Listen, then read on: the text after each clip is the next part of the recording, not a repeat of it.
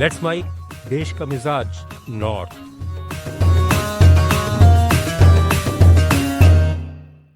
नमस्कार, let's mic देश का मिजाज और खबरें नॉर्थ से।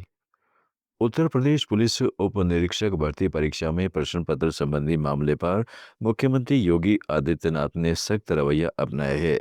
मुख्यमंत्री ने सभी भर्ती बोर्डों के अध्यक्षों को निर्देश दिया है कि किसी भी व्यक्ति, जाति, पंथ, संप्रदाय की मर्यादा एवं आस्था के विषय में अमर्यादित टिप्पणी न हो। ऐसी टिप्पणी किसी भी सूरत में स्वीकार्य नहीं है। सभी पेपर सेटर्स को भी निर्देशित करें। हैबिचुअल ऑफेंडर्स को तत्काल प्रतिबंधित किया गया है। इनको पेपर सेटर्स के एमओयू का भी हिस्सा बनाएं। दरअसल प्रदेश की पुलिस भर्ती परीक्षा में एक सवाल पूछा गया था, अवसर के अनुसार कौन बदलते हैं। इसके जवाब में विकल्प के तौर पर पंडित दिया गया था। सोशल मीडिया पर मामला वायरल होने के बाद डिप्टी सीएम ने कड़ी कार्रवाई का भरोसा दिलाया था। भारत के मुख्य न्यायाधीश जस्टिस सूर्यकांत ने कहा है कि न्यायिक संस्थाओं को अस्पतालों की तरह काम करना चाहिए। हिमाचल प्रदेश की मंडी में उन्होंने 152 करोड़ रुपए की लागत से बनने वाले नए मंडी न्यायिक परिसर की आधारशिला रखी और कानूनी जागरूकता शिविर में हिस्सा लिया। उन्होंने कहा है कि लोग अस्पताल में उम्मीद लेकर आते हैं, ठीक वैसे ही न्यायालय में राहत की उम्मीद लेकर आते हैं, इसलिए न्याय व्यवस्था को भी उसी सेवा भाव से काम करना चाहिए। उन्होंने मौलिक कर्तव्यों पर जोर देते हुए कहा है कि मौलिक अधिकारों की बात तो सब करते हैं, लेकिन संविधान के मौलिक कर्तव्य भी उतने ही महत्वपूर्ण हैं और उनकी पालना होनी चाहिए। कॉम्प्लेक्स हम बनाते हैं तो ये सिर्फ कोई सीमेंट, मिट्टी या कोई सरिया डाल करके हमें बिल्डिंग उसको अकेले नहीं बनाना है।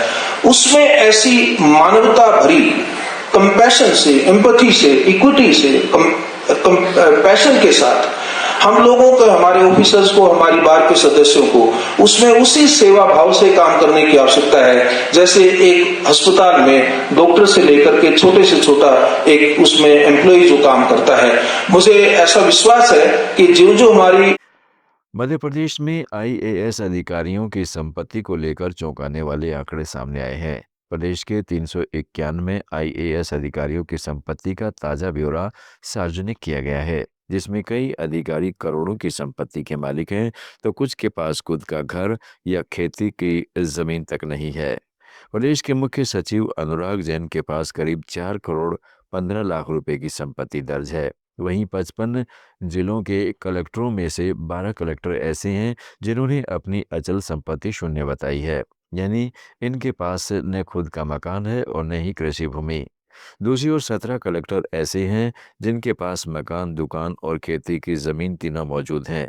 संपत्ति के मामले में गुना कलेक्टर किशोर कनियाल सबसे आगे हैं। उनके पास करीब 3 करोड़ 18 लाख रुपए की संपत्ति है, जिसमें भोपाल, उत्तर प्रदेश और नोएडा में मकान, प्लाट और कृषि भूमि शामिल है।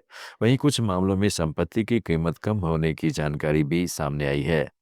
नर्मदापुरम कलेक्टर सोनिया मीणा का 2010 में खरीदा गया 4.5 लाख रुपए का प्लॉट अब घटकर करीब 1 लाख रुपए का रह गया है। बहुजन समाज पार्टी के संस्थापक काशीराम की जयंती पर आजाद समाज पार्टी काशीराम के अध्यक्ष और सांसद चंद्रशेखर आजाद ने आज लखनऊ में कहा, काशीराम पूरे भारत में एकमात्र ऐसे शख्स थे जिन्होंने कमजोर वर्गों का नेतृत्व दिया। उनकी जयंती के अवसर पर मैं देशवासियों को बधाई देता हूँ। मान्यवर काशीराम साहब तो पूरे भारत में एकमात्र ऐसे शख्स हैं जिन्होंने कमजोर वर्गों को नेतृत्व दिया। जिनका कभी प्रधान नहीं बनता था, उनका विधायक, सांसद, मंत्री बना है।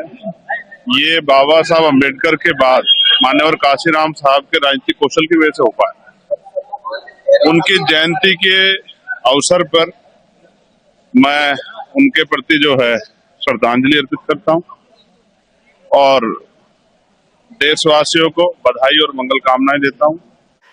जम्मू कश्मीर पुलिस ने पूर्व मुख्यमंत्री और जम्मू कश्मीर नेशनल कॉन्फ्रेंस के अध्यक्ष फारूक अब्दुल्ला पर हुई फायरिंग मामले की जांच के लिए एसआईटी का गठन किया है। यह टीम जम्मू, सांबा, कठुआ रेंज के पुलिस उप निरीक्षक की निगरानी में काम करेगी।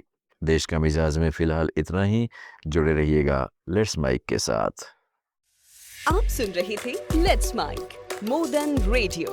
फॉलो कीजिए हमें हमारे